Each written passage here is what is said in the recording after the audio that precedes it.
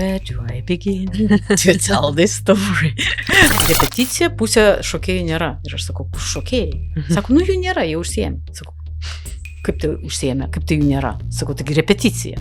Ai, ne, tai jie negali. Tai davai, tu repetuok, sako, su menamais. Ir kai nevalstybininkai turi konkuruoti su valstybiniais teatrais, taip, kur ateina režisierius, turi 3 mėnesius, taip, turi visus aktorius, etatinius, turi apšvietėjus etatinius, ten visus kostiumus, padaro spektaklį. Ir tu, be patalpų, be repeticijų, be nieko, neturi kažkur tai ieškoti, kas tau ką padaro, už kokius kainas, taip, viskas susivežiuot pats kažkaip ir irgi padaryti, ne? Ir pagal tos pačius kurparilius esi, žinai, lyginai, ta prasme, neadekvatu.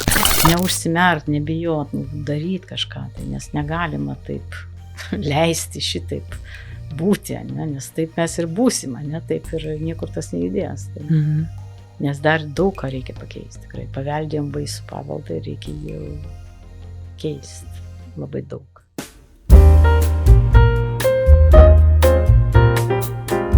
Labas, Sakurako. Labas. Sveika atvykusi į mūsų laidą Kas blogesnio. Labai rimta tema, turim labai daug apie ką pakalbėti. Bet pirmiausia, aš norėjau tavęs paklausti apie praeitį. Nes turbūt daugelis tave pažįsta kaip būto šokėja, įkūrėja savo teatro pavadinimu Okarukas. Vis pasižiūriu, kaip parašytas tas Okarukas, bet čia yra iš tikrųjų Sakurako apversta, taip? Taip, Anverlam, kaip prancūzai, kad moka iš kitos pusės. Taip, labai gudrus sumanymas ir tuo pat metu labai paprastas. Šiaip buvo bairis. Mes iš tikrųjų ieškojom pavadinimo ir kažkaip tai aš žaidžiau su tuo ir žiūriu, sakau, žiūrėkit, kaip gaunasi, sakau, labai lietuviškas žodis, Okarukas. Ir baigėsi as, žinai. Ir tada taip ir galvoju, žinai. Kaip jisai išsišifruoja, bet čia tiesiog. Tai, žodžiu, manau, kad daugelis tave žino šitą prasme ir žino, kad tu esi choreografė ir turi patirties konceptualiuosiuose menuose, vizualiuosiuose menuose. Galbūt nedaugelis tik tai žino, kad esi buvusi ir žurnalistė, komunikacijos specialistė, banko darbuotoja. Bring it on, baro darbuotoja, parduotuvės darbuotoja. Ko tik aš nesudariusi šiaip.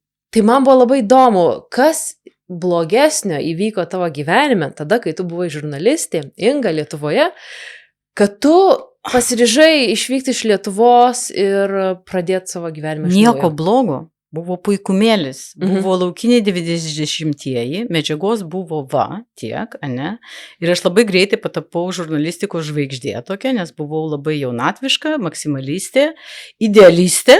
Taip, ir baisiai entuziastinga su daug energijos, taip, tai aš buvau go, taip.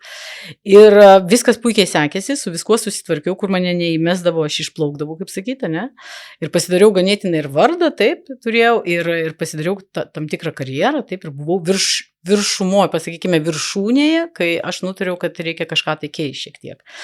Tai va, tai man tiesiog pabodo, galbūt, ne tai, kad pabodo, man pasidarė truputėlį įdomu kita pusė. Taip, kadangi aš buvau žurnalistė, tyriamąją žurnalistiką užsiminėjau, taip, ir tokia analitinė daugiau jau irgi, paskui, kaip sakyti, savo karjeros ten į pabaigą, taip. Ir man buvo labai įdomu žinoti, kasgi vis dėlto vyksta toj kitoj pusėje, ta manipuliacija, žinai, kaip tas PR'as vyksta, kaip tie visi spin doctors, taip, kaip yra ta informacija tekinama ir kodėl, taip, kad nebūčiau, kaip sakyt, tool, taip, kad nebūčiau kažkoks tai tiesiog įrankis, taip, nes žinau, kad yra povandeninės srovės, taip, ir kai tu pradedi labai didelius projektus, kaip sakyt, kapstytis, tai ten prieina prie tokių, žinai, ir interesų ten susikirtimų ir viso ko. Ir man buvo įdomi ta kita pusė, taip, ir dėl to, ir turbūt irgi praėjo tam tikro laiko ir aš norėjau kaip ir vėl studijuoti, žinai, tai man buvo įdomu pasižiūrėti ir tada aš pradėjau studijuoti komunikacijos mokslus, taip, tarptautinę komunikaciją. Ir grinai žiūrėti apie visą viešųjų ryšių. Čia dar Lietuvoje veiksmas vyksta. Lietuvoje veiksmas vyksta ir su tuo veiksmu aš ir išvažiavau į Amsterdamą. Nei kaip, nebandžiau nei emigruoti, nei norėjau, nei nieko. Tiesiog pasitaikė proga, labai puikiai Erasmus programa, pusę metų ir galėjau pasirinkti iš kokių universitetų. Ir kadangi man dėstė tarptautinė komunikacija Hamelink, toks profesorius iš Amsterdamo universiteto, kuris buvo tiesiog pasakiškai nuostabus, ir žmogus, ir profesorius, tai aš tiesiog sakiau, wow, tai Amsterdamas. Ir be to buvau esu buvusi Amsterdame, kuris yra labai fainas miestas, taip, tai sakiau, va, labai gerai, važiuoju į Amsterdamą, taip. Ir pusę metų, tai aš susikroviau mažą lagaminuką su daugiausiai knygų, šiek tiek šitų, aš žaislų norėjau pasakyti, drabužių. Nes dabar, kai keliauju, tai reikia ir žaislų įsidėti. Taip, tai kažkiek tai rūbų ir knygų, žinai. Ir išvažiavau pusę metų, taip, palikus savo mašiną, savo telefoną, abonementą, taip, ir taip toliau ir panašiai. Taip. Ir tada po pusės metų matau, kad, aš ten prisirinkau visokių dalykų studijuoti ir kad man reikia laiko, taip, o reikia masterį rašyti, taip, kaip ir tezis. Tai tada prasitęsiau ir taip ir likau prasitęsus dar pusę metų, paskui reikia parduoti mašiną, nes ten sesuo nesusitvarko stovi, rūdyje pasiekėme, žinai. Ir taip toliau, ir paskui supratau po 10 metų, kad aš truputėlį gyvenu Amsterdame. Taip, ir kažkaip neplanavus, nes vis kažkoks buvo projektas pusę metų ir paskui taip kažkaip prasitęsė, ne? Tai va. Ir ten būdama Amsterdame, tu mokėsi toliau komunikaciją, taip, ar tu... Aš mokiausi komunikaciją, tai aš baigiau savo studijas, tarkime, Vilniaus universitete, būdama Amsterdame, taip aš galėjau rašyti savo diplominį ten ir rašiau angliškai ir turėjau dar kitą supervisorį iš Utrechto universiteto, kurį pati susiradau, kuris tuo metu dar nebuvo išleidęs knygos, bet rašė tą temą, kurią aš rašiau savo tezis, tai labai man buvo čia toksai win-win situacija su juo bendradarbiauti ir jisai apsiėmė mane kuruoti, kas irgi labai pasisekė. Tai va, ir taip aš ir likau, studijuodama ten. Ir aš tada baigiau universitetą ir tada gavau praktikos pasiūlymą, internship, ABN AMRO banke, taip, daryti tarptautinę komunikaciją, būtent tai, ką aš studijavau, tarptautinė komunikacijos, šitoje tarptautinėje kompanijoje, ne. Ten padirbau truputėlį, bet ten, žinai, toksai yra, tau moka labai labai mažą atlyginimą, o tu dirbi full time, taip, truputėlį išnaudojimas, bet žinai, tau reikia praktikos, taip, tai padirbu, supratau, kad čia ne mano dalykas. Ir paskui dar truputėlį padirbu ir tada sugalvoju, kad vis dėlto reikia dar studijuoti ir tai, ką iš tikrųjų širdelė geidžia, nes jau čia pasisotinu, supratau visus tus dalykus, nelabai man ten įdomu, nenoriu šitą veltis ir tada nuėjau studijuoti meną. Ir tada atsidūrėjai meno pasaulyje iš karto, ar kažkaip dar ėjai link? Matai, aš tam meno pasaulyje jau kaip ir buvau, ne, aš jau ten dariau, sakau, aš turėjau, jeigu iš to, kas blogesnio, tai turėjau perdegimą tam tikrų metų, ne, nes tiesiog per daug dirbau ir kadangi gyvenau tą dvilypį gyvenimą, tai, žinai, ten eini į ofisą, padirbi, tada eini į barą, dar padirbi, taip, o tada savaitgaliais turi ten parodos atidarimą ar dar kažką, taip, ir dar vakarais po darbo, dar nueini į dakrumą, dar, žinai, šitos ryškini savo nuotraukas ir taip toliau, žinai. Tai nuo to visko buvo tam tikras perdegimas ir tada man reikėjo truputėlį sustot, buvau priversta, sakykime, sustot, sakyti, kad gal ant 2 žirgų joti nėra taip komfortabiliai, jau daugiau taip ir gal reikia pasirinkti. Ir tada toks pasirinkimas buvo ganėtinai paprastas, ne? Arba pinigai ir komfortas, arba laisvė ir nežinomybė. Tai, ir pasirinkau laisvę ir nežinomybę, tai va, iki šios dienos taip ir gyvenu. Laisvėje ir nežinomybėje. Bet tavo kelias dar tuo metu buvo apie konceptualų meną ir apie vizualiuosius menus, skulptūrą, taip? Tu studijavai. Aš įstojau į Rietvyldo akademiją, į laisvuosius menus, tai pas mus buvo Fine Arts departamentas ir tada tu galėjai ten jau specializuotis, jeigu norėjai po pirmo kurso, tarkime, ten jau vizualiuosius menus, arba ten į keramiką, arba į... kas ten dar buvo, plaukit, stiklas buvo, taip, fotografija, mada, jewelry design, daug įvairių dalykų, architektūra netgi. Taip, ir aš likau tuose vizualiuosiuose menuose, nes man tas labiausiai patiko, šiaip aš skulptūrė pagal prigimtį, pavadinkim taip, man labai skulptūra patinka.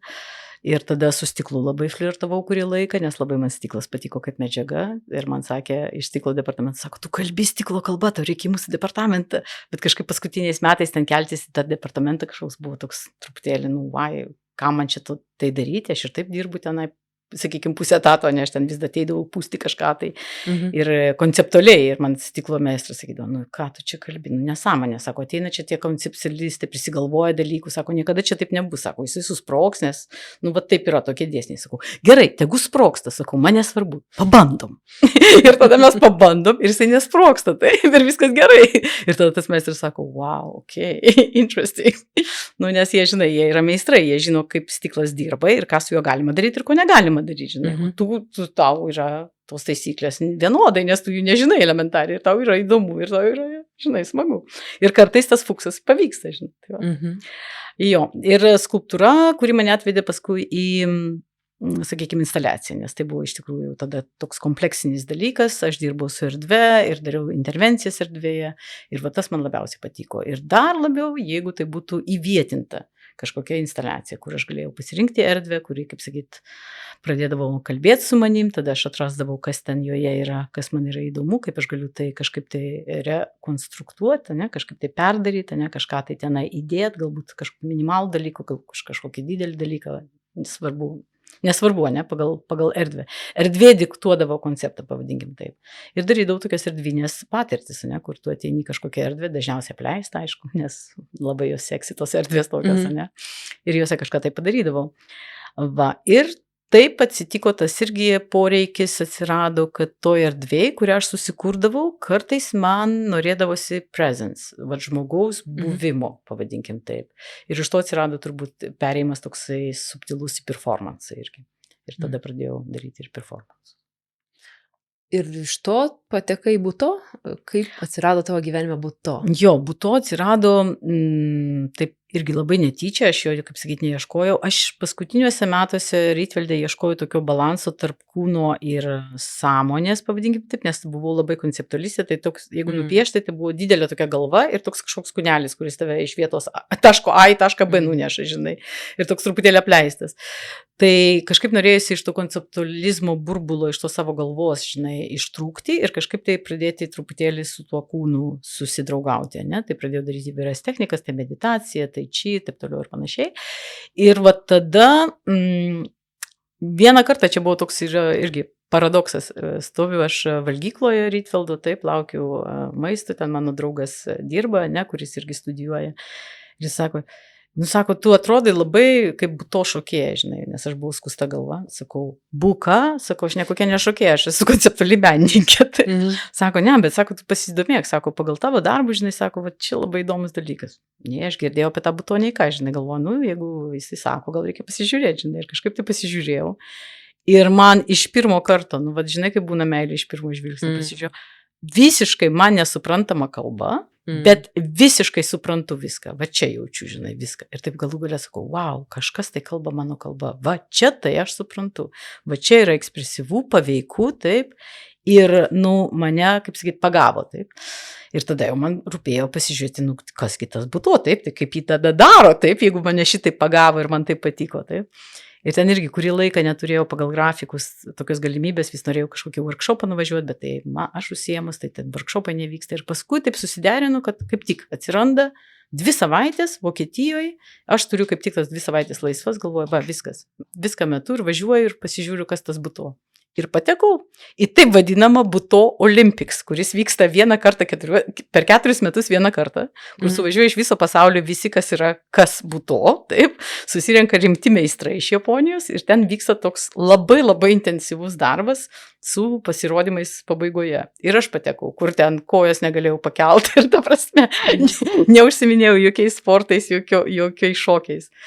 Na, tai ten pirmos dienos man viskas skaudėjo, juodai, ir galvojau, Dieve, kur aš čia pakliuvau, kas čia dabar bus.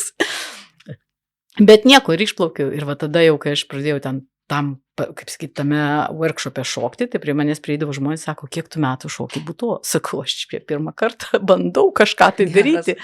Ir ten sakė, tu gal čia iš Dėrevo? Sakau, Dėrė, kuo? Sako, yra tokia buto kompanija Vokietijoje, ne, ta prasme, tu gal iš ten, ne, sako, aš iš vis nebuto šokėja, aš konceptuali menininkė. Na ir va taip man tiko ir buto mane labai priėmė kažkaip ir aš tikau. Tai va taip ir atsirado tas toks labai natūralus dalykas. Ir kiek tu metų jau praktikuoji buto, užsiemi? Dabar reikėtų atsekti, kada aš ten buvau tam workshop'e, ne? Bet, 15 kokių tai tikrai. Bet reikėtų tiksliai pasižiūrėti, žinai, kada tavas buvo tas exit brolinė, kad aš galėčiau tiksliai atsekti, nes žinau tiksliai pradžią, kada aš papuoliau. Ir tavęs vis dar neapleidžia šitas susidomėjimas. Ne. Čia atsirado, čia toks dalykas, supranti, kaip viskas, kas yra japoniška, tai yra truputėlį toks Kaip pasidaro kaip gyvenimo būdas, kaip religija, kaip dvasinė praktika, tai nėra tik tai kažkoks tai, žinai, įrankis, ar kažkoks tai yra labai labai rimtas dalykas, taip, tai kuo daugiau tu tuo užsiemi, tai tuo daugiau tu supranti, kad tau reikia dar daugiau, taip, ir tas, man atrodo, pasiliks iki gyvenimo pabaigos, toks jau čia dalykas, čia toksai. Jeigu jau įkliūni į tą, kaip sakyt, jeigu užsikriti tuo virusu, tai jau forever. Ir tada dar kitus gali užkrėsti. Tikrai, aš galiu pasidalinti savo patirtim, nes aš buvau pas tave vienam užsiėmime magistrantūros studijose, tada Vesta Grabštaitė, man atrodo, tave buvo pakvietus mums mokyti. Tai buvo tikrai kažkas kitokio ir aš ten grūmiausi su tom tavo užduotim, nes kūnas neleidžia to padaryti, ką tu darai vaizduotėje, bet tuo taip norisi pabandyti ir stumti save vis toliau. Ir tai yra kažkas neįtikėtino, tikrai paliko labai didelį įspūdį ir buvo labai stipriai kitaip negu tai, ką esu bandžius, o esu irgi bandžius nemažai visokių dalykų. Taip. Tai jautėsi būtent tas susikoncentravimas į tą turbūt dvasinį aspektą, į tą kažkokį kitą aspektą pasirodymo, negu kad... Ten yra toksai darinys, nes yra kūnas, yra sąmonė ir yra dvasia, ar spirit, kaip čia pavadinsime, ir va tas trijulė, jinai tokia yra neatsiejama, negali būti, kad vienas arba antras arba trečias, yra viskas kartu.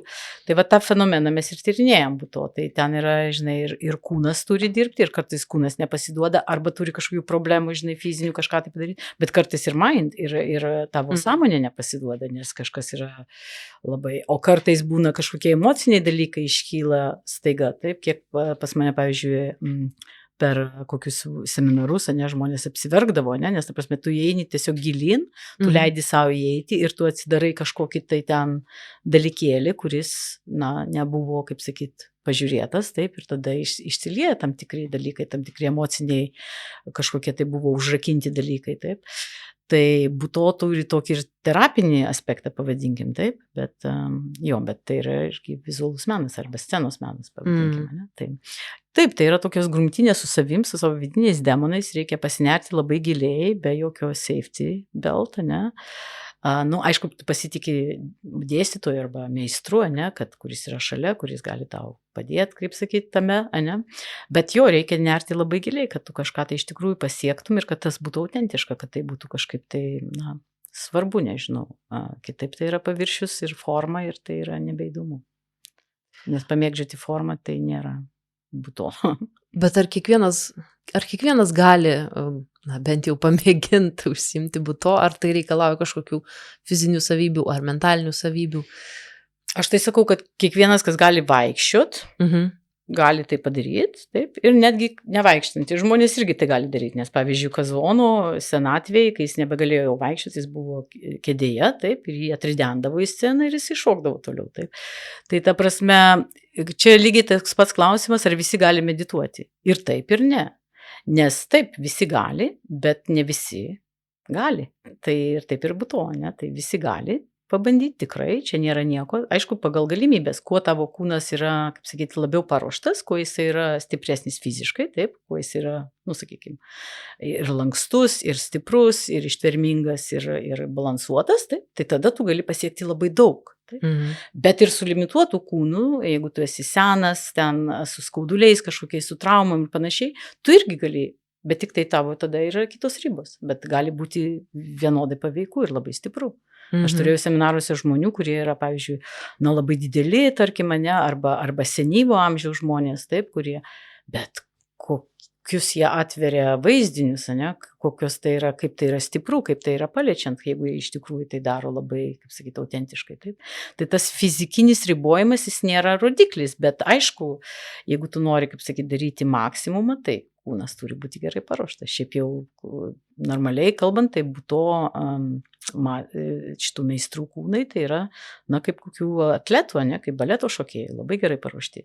Taip, mano meistrė iki dabar, jinai žymiai geriau už mane daro, jinai yra vyresnė žymiai ir tokius dalykus išdarinėja, kad aš dar negalėjau padaryti savo, kaip sakyti, pikę, kai aš treniravausi. Taip, tikrai, tai yra užima labai daug pastangų ir fizinių, taip, bet irgi emocinių, dvasinių, mentalių, taip. kaip ir su meditacija, irgi visi gali medituoti, bet ne visi drįsta būti tame, taip, ir išlaikyti, ir kapstytis savyje, taip, ir leisti savo. Na, tai taip ir su būtu. O minėjai, kad atveria emocinius dalykus, galbūt kažkokias žaizdas. Kaip tu, kaip dėstytoja, kaip mokytoja, kaip meistrė, ar esi pasiruošus su tuo tvarkytis, ar kažkokius turi specialius įrankius, ar tiesiog reaguoji toj vietoj? Na, nieks manęs neruošė tam, taip, tai iš tikrųjų tokia yra atsakomybė, nes jeigu tu jau apsiėmė žmonės lydėti tuo keliu, taip, bet kadangi tu pats esi tai praėjęs, tai tu pasidarai savo toolbox tokią. Tai niekas man nedavė instrukcijų, kaip tai daryti, taip, niekas manęs to neapmokė, niekas nedavė manual, kurį galiu perskaityti, taip, bet kadangi aš tai dariau pas įvairius meistrus, pati perėjau savo kūnų, savo sąmonę, savo, žinai, tai ir susitvarkiau su viskuo, taip, tai aš tada susidėliojau, kaip tas vyksta, kaip tas gali būti, aišku, kiekvienam yra skirtingai, bet vis vien, visi mes žmonės, visi panašiai, žinai. Ir tada iš savo patirties tu gali, ir taip intuityviai tu jauti, kada žmogui galima kažką tai patarti, kada jį saugiai įvesti ir saugiai išvesti. Svarbiausia, kad jie jaustųsi tie žmonės, kad tai yra saugi aplinka, kad galima ir kad yra žmogus, kuris tau padės, kas bebūtų, kas nenutiktų. Ir niekada nenutikdavo kažko tai tokio jau tikrai blogo. Taip. Yra ten mano tokių draugų, grinai, kaip aš sakau, fanatikų, ne, kur vienas, tikrai, kaip tu persistengi truputėlį, kai jau tu eini į užribį, bet specialiai tu savęs stumi į užribį visom prasmėm, ne, ir fiziškai, ir visą ką, kur ten buvo irgi nukritęs, ten prasiskėlęs galvą, su greitąja išveža, žinai, bet ta prasme vėlgi čia ne dėl to, kad ten buvo ar nesaugu, ar ten jis tiesiog norėjo pats savęs stumti extra mile, žinai. Bet dažniausiai dirbant su meistru, meistras prisiema atsakomybę, taip, ir žiūri pagal žmonės, kiek jie gali, aišku, tu psichiškai, sakykime, ne, arba emociškai tu nežinai, ką žmogus, kas jam yra ir kas gali atsitikti, taip. Bet, mano praktikoje niekada nebuvo nei traumų, aš turiu tokį zero traumų reitingą ir labai tuo didžiavausi LMTA, tarp kitko dirbdama, kai sakydavau, kad pas mane ateina ten, žinai, pirmą kursą ir sakau, tai pas mane traumų yra 0 ir jos taip ir turi likti, taip, nes čia mano yra toksai, žinai, kaip sakyti, standartas. Ir jie ten ateina pas mane susilaužytom rankom, su dar kažkur tai, iš kažkur tai ten scenos judesio ar dar kažką, sakau, ne, hebra, pas mane, mes darysime maksimumą, taip, aš iš jūsų spausiu fiziškai viską, kas yra įmanoma ir neįmanoma, bet traumų negali būti. Ir jų nebuvo, tai gerai. Ir tokių emocinių, sakykime, psicho kažkokių tai dalykų irgi nebuvo. Buvo žmonių, kurie gal nelabai stabilus, tai būdavo, kad tu stebi ir tu matai, kad, okei, gali visko būti, bet dažniausiai, kadangi yra light, tai kažkaip tai buvo suvaldoma ir bent jau man seminarų metu neatsitiko didesnių tokių dalykų. O kokį tau pačiai poveikį turėjo būti ta transformacijų prasme, ar esi kažką tokio sudėtingo išgyvenus? Where do I begin to tell this story? Ta prasme, daug visko, aišku, labai daug, bet nuo kažkokių mažų dalykų, bet tiesiog supratau galbūt vieną tokį dalyką, kad būto pagalba, sakykime, ne? Kai aš dirbdavau su savo kūnų sąmonė ir su savo kažkokiais išgyvenimais, aš galėdavau patekti, tarkim, į kažkokį laiką, kai kažkas tai įvyko, kuris nebuvo iki galo, sakykime, sugrumuliuotas, taip, emociškai kažkaip tai suvaldytas, sudėliotas, taip, ir toksai, toks, kaip sakyti, toks buvo, taip, dalykas kažkoks. Tai aš sugebėdavau į tai patekti ir jį per šokį, kaip sakyti, išsprogdinti, ne, iš to padaryti kažką tai, transformuoti. Ir aišku, savyje aš tą blokidžį kažkokį tai, ne, ar kažkokį tai dalyką irgi savotiškai sprogdindavau. Tai jo, turi būti tą terapinį poveikį, bet kadangi man visą laiką buvo įdomus tas scenos aspektas, kaip aš tai galiu ne savo pačiai, kaip kad joga, kad aš darau, žinai, savo praktiką, ne, kažkokia, o kad kaip aš tai galiu padaryti, kad tai būtų įdomu žiūrovui. Bet tai yra visiškai suderinami dalykai, jo. Tai buvo tokių dalykų, kad tu pataikai kažkur ir tu net nežinai, su kuo tu čia susitiksi. Visiškai tu negalvoji apie tą temą, tu negalvoji, kad tai net yra tema. Taip, kad tai kažkoks tai yra ten unsolved issue, pavyzdžiui, ne? Tau atrodo, kad viskas čia yra gerai. Seniai tai buvo, viskas čia padaryta, viskas čia yra ok. Ir tada šokyje, ne, toj būsenai tu paniri ir tu atrandi kažką ir tu pradedi ir atsidaro ir gali iš to kažkas tai labai gražaus gimti, gal ir ne visai, bandymų ir dalykų metu, ne? Taip ir spektakliams tu ruošiesi, tu kažkokį tai atrakinį dalyką kartais, ne, ir tada žiūri, kad jį galima panaudoti, jį galima transformuoti, įdėti kaip į spektaklį, arba kartais tai lieka tiesiog kaip training, ne, kaip sakyt, kaip praktika, ne, tai tiesiog dalykas, tu pasibandėjai kažkokį dalyką, gerai, jisai nepritaikomas galbūt spektaklį, bet įdomu, toliau keliaujam.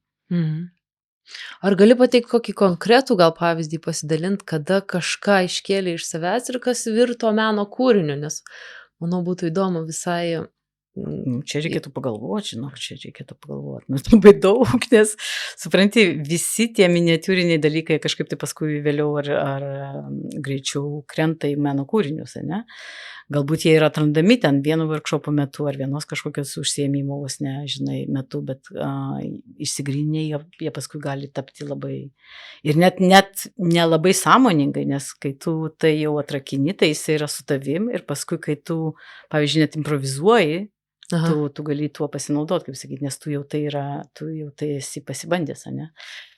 Tai, sunku tokį pasakyti konkrečių, bet turbūt, apie ką mes kalbėjom ir anksčiau, ne, kad buvo toks nutikimas, kad aš buvau labai arti mirties, pavadinkim taip, kelionės metu, Tailande, aš važiavau iš Bankoko į šiaurę ir tokiais labai vingiuotais, kalnuotais keliais, mikroautobusiuku, taip, ir nusipirkau bilietą su vieta, viskas, ir ateinu ir galvoju, kaip aš norėčiau atsisėsti va čia, nes yra viena vieta, ir galvoju, aš čia galėsiu sėdėti, tam man nieks netrukdys, nieko nebus šalia manęs, galėsiu savo skaityti, rašyti, dar kažką daryti, žinai. Bet iš mandagumo galvoju, ne mano čia yra, kaip sakyti, negaliu aš taip įsirauti ir galvoju, eisiu, aš pasiklausiu vairuotojo, ne, ar galima. Ir einu su to bilietuku ir sakau, atsiprašau labai, ir aš galėčiau va čia atsisėsti, nes mano bilietas toks, bet aš norėčiau iš to vietoj. Ir jisai, kaip bebūtų keista, nes tailandiečiai yra labai tokie malonūs, labai kultūringi žmonės, ne. Ir jis taip atsisuko, no miss, go sit there, your place. Ir aš taip, okay, sava, ne, gerai. Atsisėdu aš už tos vietos, ne, vietoj, šalia manęs atsisėda kažkas, tai, tvarko, aš atsiverčiu savo ten notebooką, vėl kažką tai rašau, darau. Ir staiga pajuntu, tai darydama kaip slysta, kai automobilis nebėra kontroliuojamas, kai jisai yra out of control, tu gali tai pajausti, žinai. Ir tada pakeliu galvą ir taip, matau, kad mes keliaujam nuo kelio ir, ta prasme, nuo kalno versimės. Ir nežinau iš kur, nesimokiau aš jokių dalykų, nebuvo iš karto tas brace position, ne, po šitą kėdę. Ir mes ten vartėmės, kol galų gale nukritom, sustojom, tarkime, ne. Ir vėl tu atsikeli, tu apsižiūri, viskas tvarkoja, čia skauda, čia viskas atrodo kraujas, čia nieko, ne, tada pradedi žiūrėti kitų. Ir tokiam visiškoj ramybės būsenoj, ten buvo žmonės šokę, ne, kurie ten rėkia, bėga su kažkokiam žaizdom, o tu labai ramiai, žinai, viskas susidėlioji, Ir aišku, turėjau aš tų sužeidimų, man ten švietė kaklą ir aš taip ramiai, turbūt gyvenime niekada negulėjau, buvo visiškai butos stil, kur man prašvietė stuburą ir paskui sako, mis, reikia jūs dar kartelį prašvies, nes sako, kažkas man čia nepatinka, nesimato, sako, gulėkite labai ramiai, nejudėkit visiškai. Tai man atrodo, aš ir nekvėpavau visą tą laiką, aš tiesiog gulėjau, bet taip jau, žinai, ir ta prasme, ir tai buvo baisu. Ir tikrai labai pasisekė, nieko nebuvo baisaus. Taip, tik tai buvo ten fractions visokios keliose ir taip toliau, susižeidimai, skaudėjo labai, bet nebuvo jokių baisių dalykų.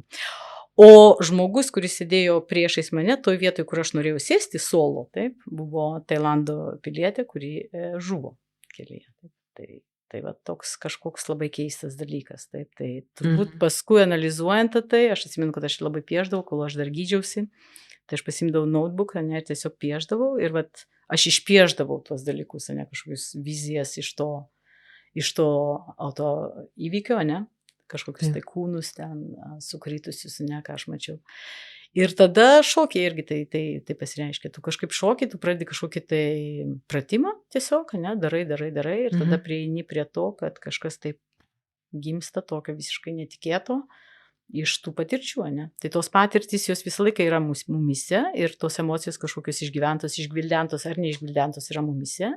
Ir jos visą laiką yra mūsų, kaip sakyti, kaip šokėjų, kaip kūrėjų penas, nes, ta prasme, mes iš to kažkaip tai mintam, ne kažką darom.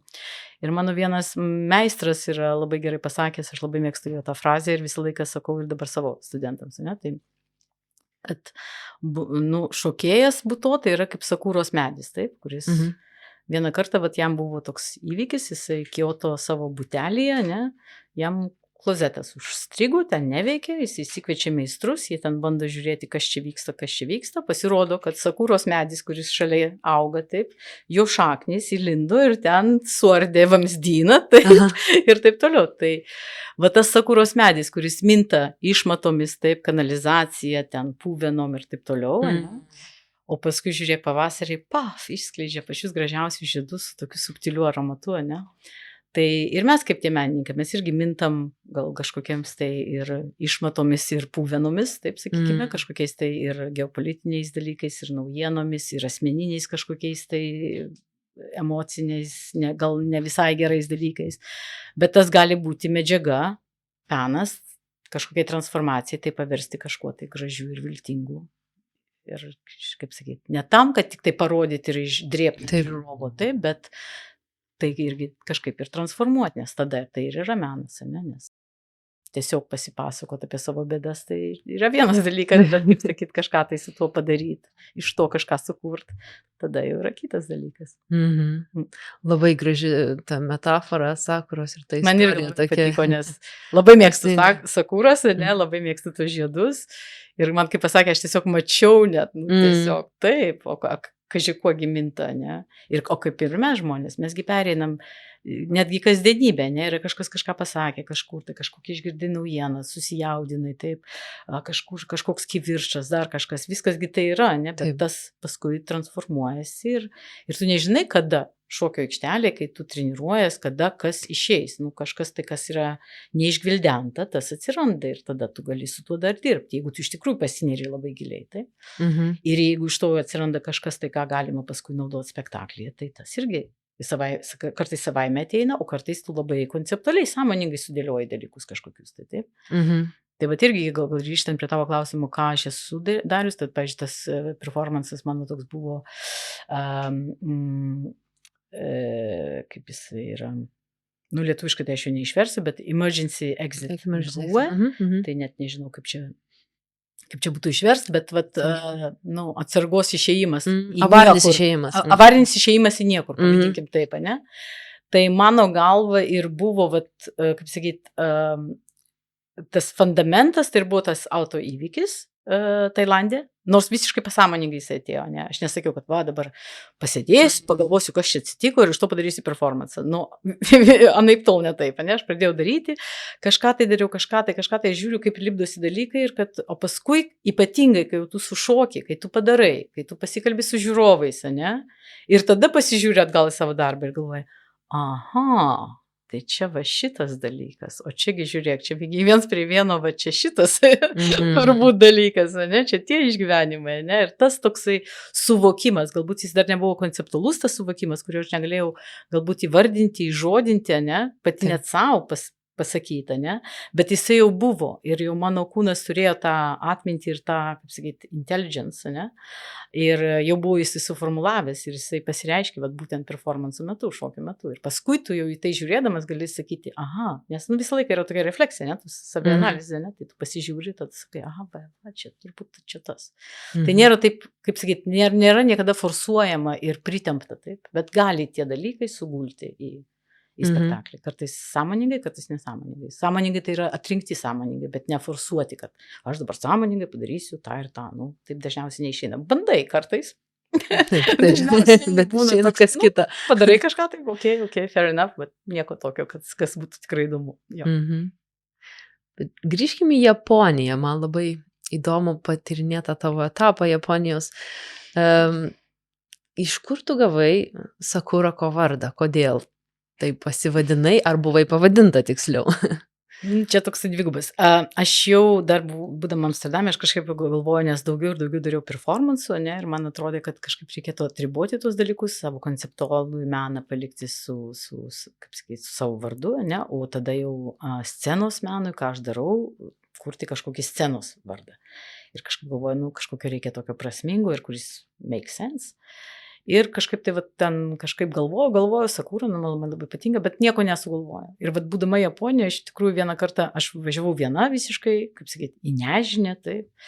Ir sėdėjau Tokijoje vienoj, radau tokią šventyklą, užėjau į kiemą, atsisėdau, ten buvo labai ramu, šventykla buvo uždaryta, nieko nėra, galvoju, kaip faina, kiemas, Sakuros medis puikiai žydintis, aš sėdau po jo, sėdžiu, man taip gera, nu tiesiog taip gera, žinai, kaip būna, taip tiesiog gera.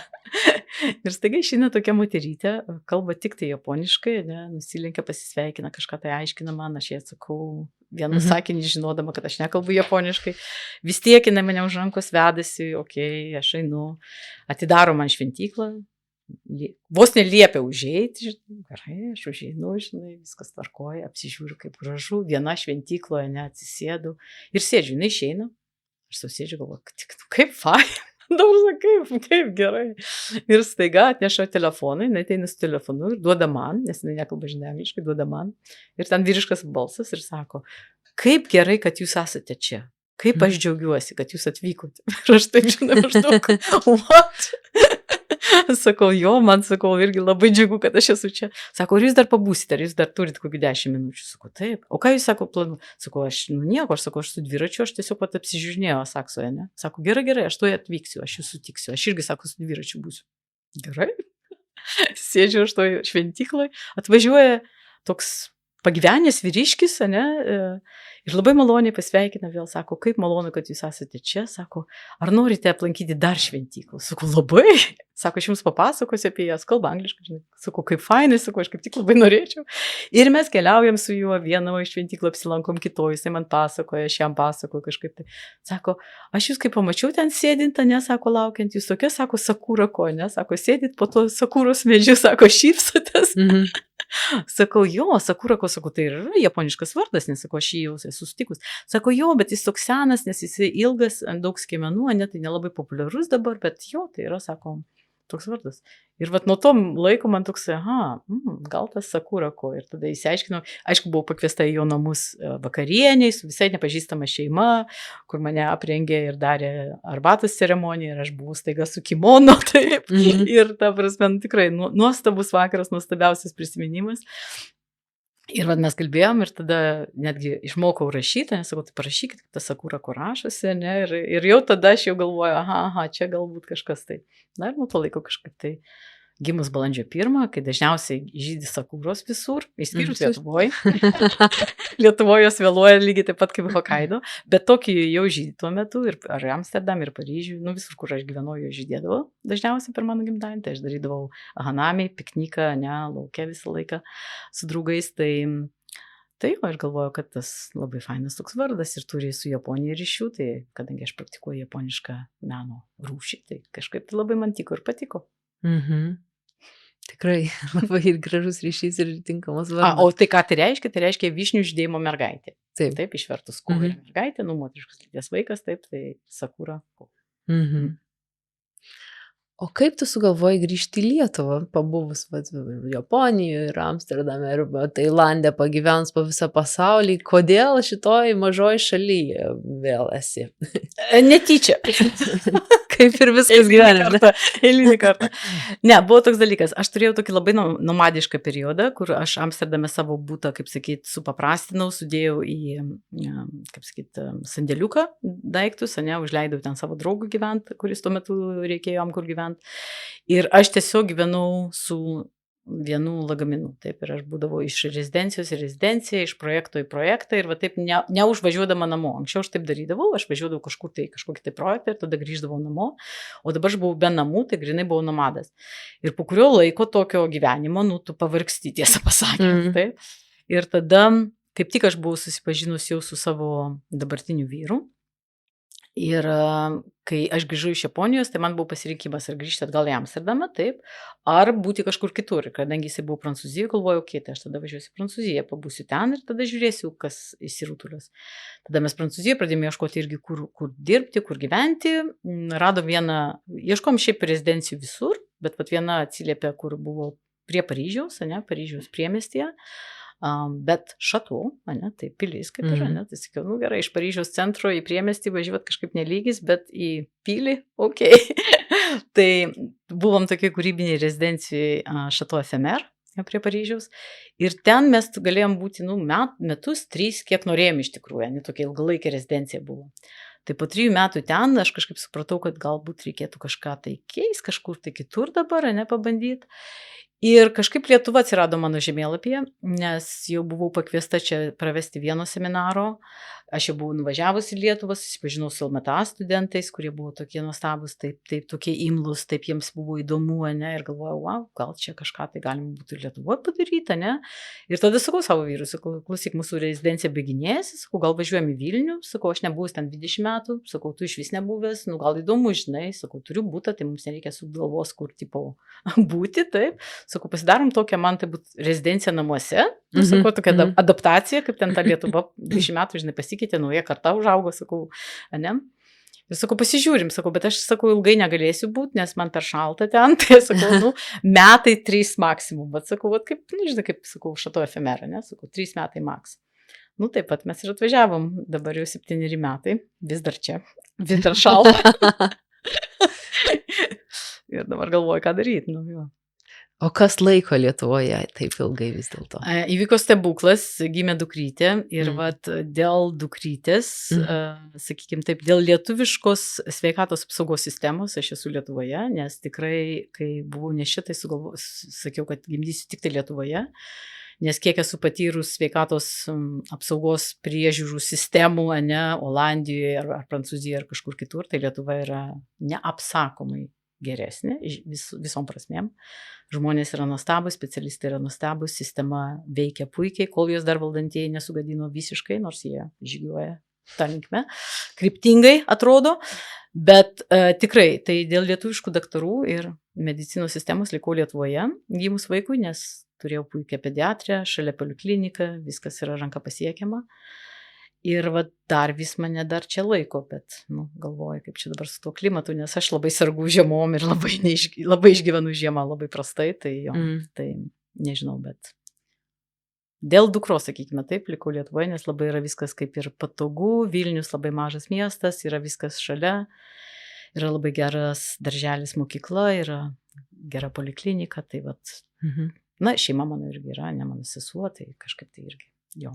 Taip. Tai su vaiku aš šitaip užstrigau. O kaip sekasi derinti motinystę ir karjerą kūrėjos? Jeigu kas sako, kad sekasi, jos meluoja. Čia mano yra gilus įsitikinimas. Nesiseka, nes arba vienas, arba kitas nukenčia. Tu negali būti toks pats, kaip tu buvai, kai aš buvau kaip vyras, kai aš buvau, kaip sakyti, tiesiog aš darydavau darbą, projektą, whatever it takes, aš būdavau tuo užsiėmus, aš galėdavau tame būti. Dabar aš to negaliu daryti, nes aš turiu vaiką, kuris yra full-time job, kuriuo tu esi visą laiką užsiėmęs ir kur tu visą laiką turi būti ir be jokių išeiginių, tu jo negali pastumti, palikti, nes tau deadline'as ar dar kažkas, ar tau premjera, supranti. Ir suderinti to, mano galva, yra neįmanoma. Jeigu tu nori būti geras menininkas ir gera mama, tai yra neįmanoma. Jeigu kažkas daro, tai nežinau, kaip jie daro, ten tėvai padeda, dar kažkas, nežinau, bet ta prasme tikrai neįmanoma, mano giliu įsitikinimu. Ir tada vienas dalykas arba kitas nukenčia. Tai taip, kol dar dariau dalykus, tai tekdavo per premjeras, taip pastumti ir vaikas turėjo būti teatre ir dar kažkaip tai, ir tai nėra sveikas dalykas visiškai, ne? Aišku, vaikas puikiai adaptuojasi, prie visko pripranta, viskas yra gerai, bet, ta prasme, aš tą sąmoningumą bent jau turėjau, tai kai aš tai darydavau, aš žinodavau, ką aš darau, taip, tai teko ir su žindint kūdikį važiuoti į festivalį, taip, ir paskui palikti šitą kaip prom, kažkam tai vežimuką kažkam pažiūrėti, kol aš ten turiu būti kažkur, ta prasme, taip, bet įmanoma kažkaip tai bandyti, žongliruoti, bet kad tai yra labai kokybiškai, tai neįmanoma, ne. Tai ir dabar, irgi aš paskutinį dariau projektą, tai tiesiog yra per sunku. Ypač, kad mes buvome abu tame projekte, taip, ir vyras, ir aš, tai tada vaikas iš vis, kaip sakyti, lieka ant ledo, taip, tai reikia auklės, reikia jį vežioti kartu su savimi į kitą miestą, dar, ta prasme, tai yra labai nesuderinama. Dabar vėl imuosi daryti naujo projekto ir vėl bijau lygiai to paties, kaip dabar bus, nes vėl vaikas turės nukentėti, ne. Dabar stengiuosi labai daug sakyti ne, išmokau sakyti ne labai stiprų, taip, nesiimu projektų labai sąmoningai, dėl to, kad nenukentėtų vaikas. Tai vat, bandau taip derinti, kad atsisakau dalykų, nedarau taip, kaip aš darydavau, full on, ne, ir kad galėčiau tai derinti, nes kitaip tada vaikas nukenčia. Arba menas nukenčia. Nes kai vaikas serga, tu turi būti su juo ir tu negali važiuoti repetuoti, nors tau rytoj premjera. Tas, tiesiog yra simple as that. Taip.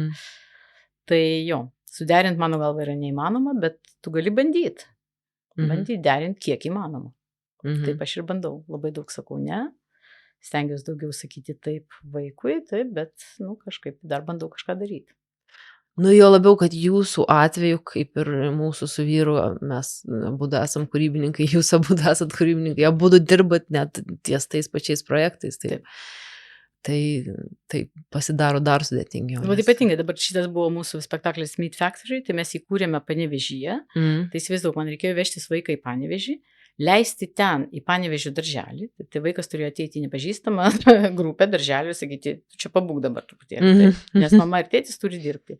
Ir tada mama su tėčiu dirba, nes tėtis ant scenos, taip ir kūrė muziką spektakliui, taip, po scenos, taip, o mama režisierė, tai jinai, ta prasme, viską diriguoja ir paskui po darbo dar viską sėdi, dar daro, taip.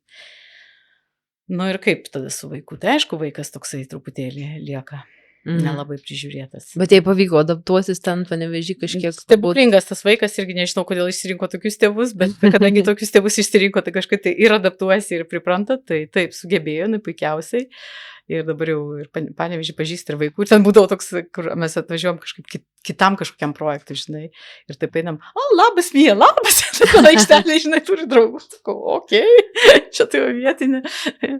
Tai va, tai, vaikai jie labai lengvai adaptuojasi ir svarbiausia, kad, jie vis tiek yra su mama, su tėčiu, ne, nors ten tekdavo per premjerą, per spektaklį palikti su kažkuo, tai, ne, irgi buvo žmogus, kuris turi vaiką, kuris kaip sakyti, iš mūsų grupės ten viena kostiumų dizainerė, tai pas ją paliekam tada vaiką, tada tėtis tik nušokęs nuo scenos važiuoja pasimti vaiko, kol čia mama dar aiškinasi su trupė, su viskuo. Tada vaikas vėl važiuoja į teatrą, tada tik tai važiuoja, tai žinai, valgyti vėlai ir gulasi vėlai, ta prasme, kas nėra gerai, nes toks darbas nesuderinimas yra su vaiko grafiku. Tikrai, taip, bet aš galvoju, žinai, matosi tas aspektas, kad atsiranda toks bendruomeniškumas, žinai, kur kažkas gali pagelbėti, tada atsiranda nauji ryšiai, kažkokia gal yra ir šviesioji to pusė, ar... Taip, nes kai tenka suktis, tai sukiesi, taip, tai aišku, bet, kad tai nėra labai gerai ir labai sveika, tai aš manau, kad ne. Aš, pavyzdžiui, nesutinku, kad yra tokių žmonių, pavyzdžiui, aš pažįstu, aišku, vyrų, režisierių, kurie ten irgi su vaiku važinėja visur, tas vaikas, žinai, ten sėdi spektaklyje suaugusių ir ten 11 valandą vos net scenos su tėčiu išeina, žinai, nusilenkti, ta prasme, galima, taip. Ir nesmerkiu aš to, taip. Bet tai nėra mano pasirinkimas. Aš manau, kad taip nėra gerai daryti. Ir aš taip savo vaikų stengiuosi nedaryti, kiek galiu. Taip. Kai tenka kažkaip kompromisą, tai vat buvo tų tokių atvejų ir dabar stengiuosi taip priderinti, kad taip nebūtų. Ir irgi, kai derini grafikus, atsimenu, sakau, hebra, aš galiu repetuoti ten nuo 9 iki 5, taip, po 5 aš pasiimu vaiką iš darželio, viskas. Ir ten kažkam tai. O man sako spektaklis, aš negaliu, sako, aš galiu tik tai vakare repetuoti. Ir ką daryti, ir tu supranti, ir tu turi kažkaip tai, derintis su nederinamumu, ne? Tai, per se yra nesuderinami tokie dalykai, bet, bandai derintis. Aš manau, kad tai trumpam etape galima suderinti, ne, kai yra projektinis kažkoks dalykas, ne. Kažkaip susikaupi, kažkaip pastumi dalykus, suderini, bet kad tai yra on the long run. Negaliu aš taip dirbti, kaip aš anksčiau dirbu. Tiesiog. Ir nenoriu, tiesą pasakius, nes nematau, kodėl. Taip turėčiau. Nes aš turiu kitą dalyką dabar irgi full time job. Dar labiau responsible. Ir tada tu supranti, kad tai taip ir yra. Ir be to, man nereikia viso pasaulio ten žvaigždžių nuskinta, ne. Man nereikia to viso, aš neturiu tos ambicijos tokios, kaip gal kiti turi, kur ten reikia per negaliu viską daryti, ne, ir nesuderinamus dalykus. Man nereikia. Man nereikia niekam įrodinėti, man reikia taip, kad būtų natūralu, subalansuota, kad, žinai, nenuskriauščiau savęs, bet ir nenuskriauščiau vaiko ir kad būtų tai kaip sakyt, suderinama, taip. O kai Mhm. tai darosi nesuderinama ir dažniausiai to darbas reikalauja, Taip. tai tada sakau ne, dažniausiai. Mhm. Tai tavo prioritetai šito klausimo labai Labai aiškus, ar ne? Nu, tai, kai serga vaikas, tai ką tu darysi? Tu bėgsi į premjerą, Mm. ar tu važiuosi į Santariškę su vaiku? Nu, labai paprastas atsakymas. Čia pat ir čia ir dabar viskas. Mhm. Ir dėl to prioritetai yra labai aiškus. Mhm. Tai kokią vietą šiuo metu tavo gyvenime užima kūryba? Ar jinai yra reikšminga, ar tu iš vis gal galėtum be jos gyventi? Be jos visai gyventi tai turbūt nelabai išeitų, turbūt aš raščiau kažkokį kitą tada raiškos būdą, ne, kažkokį mažiau ten, nežinau, kitokią, ne, rašyti galima dar kažką tai, ne, nu kur. Ta prasme, tai turbūt be kūrybos aš gyventi negalėčiau, nes tai yra mano esybės dalis, taip, tai yra kas aš esu. Aš galiu labai su mažos kūrybos dalimi gyventi, taip, bet tai jaučiuosi nelabai komfortabiliai, bet galiu susikaupti ir daryti kažką kitką, nes to reikia tada. Bet kad visai be kūrybos galėčiau gyventi, tai turbūt nelabai įmanoma, bet jinai mutuosis tada atitinkamai ir kažkaip virsi kažkokią raišką, kuri bus įmanoma, taip, tai atsiras. Aš kiek raiškų jau pakeičiau, ne, taip man tai yra ne naujiena. Mhm. Tai va, tai taip, kiek jinai man svarbi, aš manau, nes aš labai tikiu tuo, ką aš darau, dėl to aš tai ir darau, ne dėl pinigų aš tai darau, ne dėl glory kažkokios, tai taip, ne dėl kažkokios šlovės, ne dėl, nu, žinai, darau dėl to, kad tai yra prasminga, taip, nes aš tuo šventai tikiu, nes tai yra mano tiesa, tai yra mano tiesos paieškos, pavadinkim taip, tai aš darau, taip.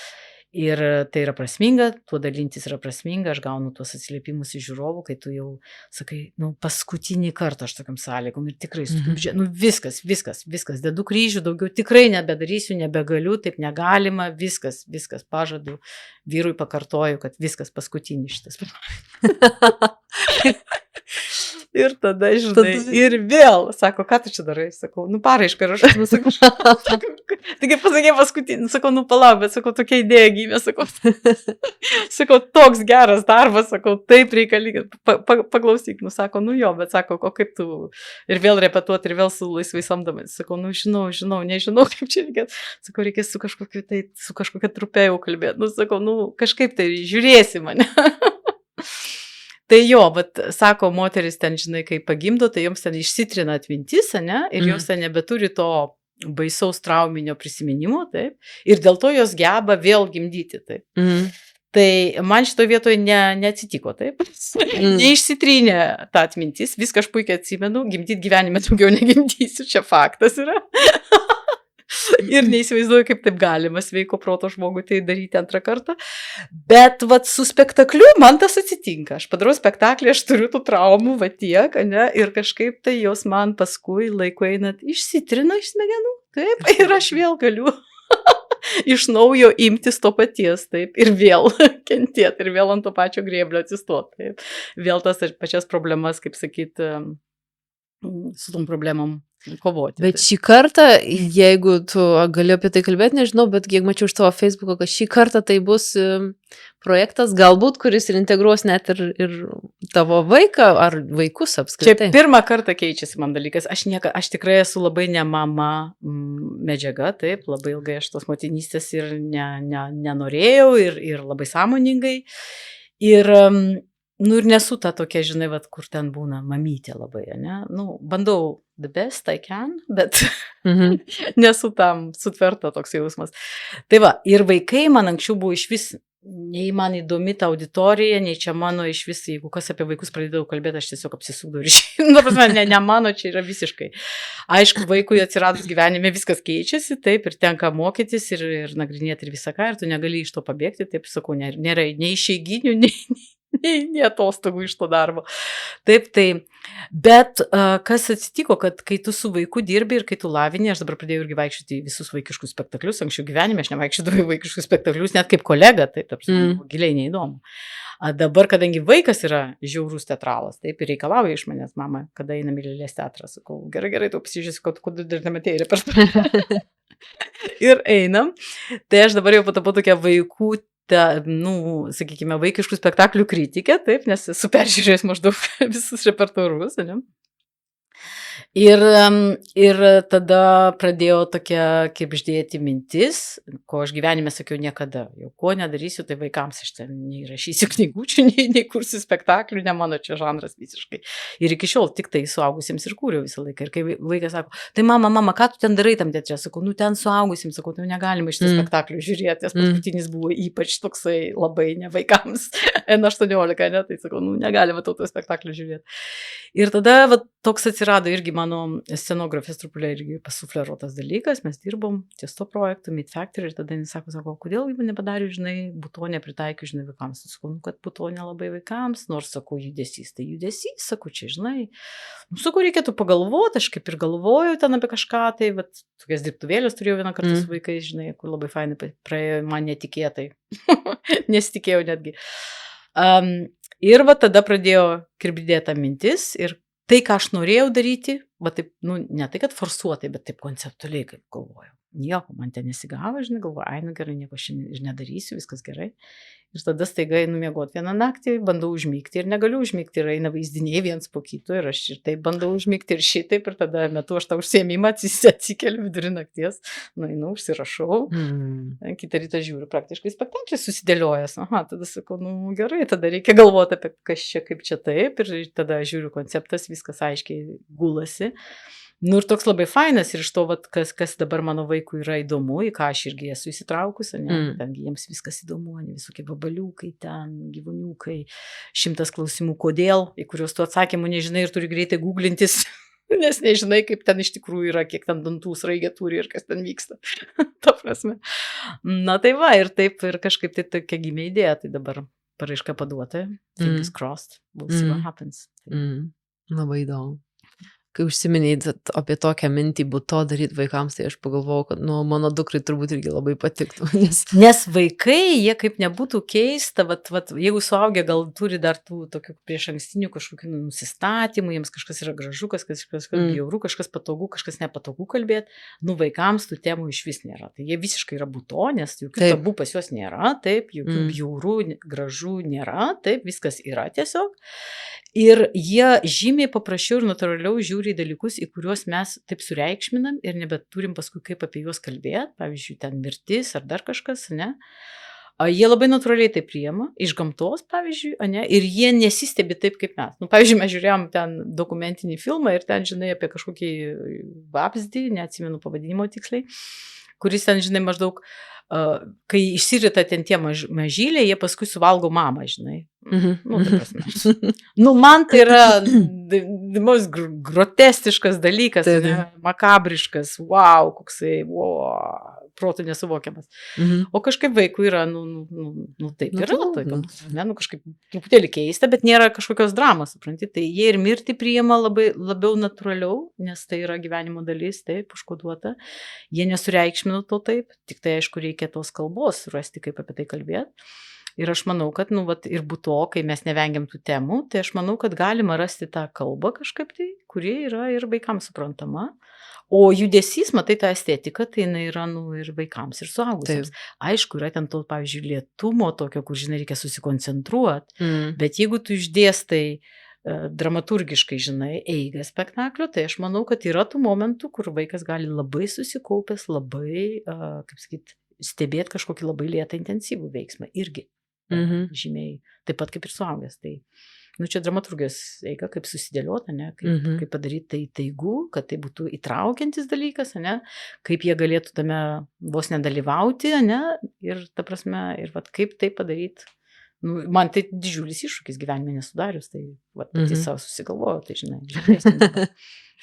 Labai įdomu šiaip. Aišku, jeigu negausiu finansavimą, tai nedarysiu, nes tai yra tiesiog neįmanoma, protų nesuvokiama, net su finansavimu daliniu, kuris visą laiką yra mažesnis negu kad reikia, minimumo, tai jau yra beveik neįmanoma padaryti, tai nežinau, nes ten labai daug reikia kostiumams, tokiams sukurt konstrukcijoms, scenografijai, tai čia yra toks jau labai, kur aš dažniausiai su šokiu labai paprastai sukuosi, ne? Taip.